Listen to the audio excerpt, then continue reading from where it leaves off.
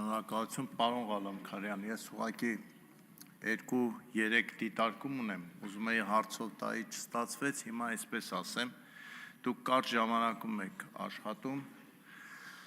բնականաբար այդ կարճ ժամանակում շատ բան չէի կարող անել, բայց ուղղությունը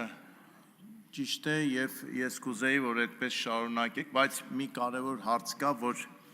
դա մենակ Հայաստանին չի վերաբերվում, ամբողջ աշխարհում այդպիսի քարոզ է գնում, ես կուզեի, որ դուք օգնեիք, որ մեր երկրի ժողովուրդը և կառավարությունը այդ կեղծ քարոզի տակից դուրս գա և հասկանա, որ ոչ մի գլոբալ տաքացման հետևանքով ջուրը չի անհետանում, այլ ջուրը անհետանում է, որովհետև մարդը գնում է և աղբյուրների մոտի անտառները կտրում է, ոչ թե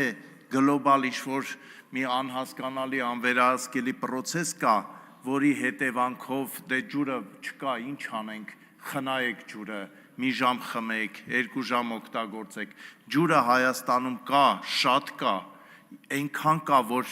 1000 տարի, 2000 տարի այդ ջուրը օգտագործենք կհերիքի, ես ուղղակի խնդրում եմ, դուք էլ ձեր ելույթներում, ձեր ուսումնասիրություններում այդ մասին շատ հստակ ասեք, պետք չի մարդկանց տագնապի մեջ պահել, որ գիտեք ինչ-որ գլոբալ տաքացում կա, որի հետևանքով ջուրը անհետանում է, ջուրը անհետանում է, որովհետև ապօրինի ծառահատում են անում, կամ գրում են ջրի աղբյուրների մոտ ինչ-որ տարօրինակ շինարարություններ են անում, որը պետք է չանեն, Պլյուս այսքան ասում ենք, ջրի կորուստներ ունենք,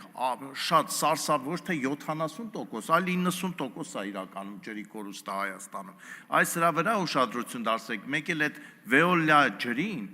ասեք, որ իրենք չգիտեմ ով չեն, մարդը հասանելիություն չունի դեպի Veolia ջուրը,